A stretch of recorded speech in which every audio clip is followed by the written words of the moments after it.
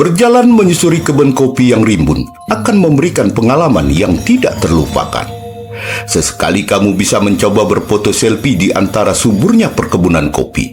Apalagi jika buah kopi sudah masak berwarna merah, sangat indah dipandang.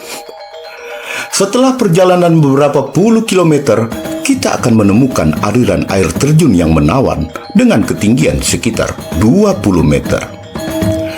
Mungkin ketinggian air terjun ini tidak begitu tinggi, namun panorama alam yang ditunjukkan tidak kalah dari objek wisata lainnya.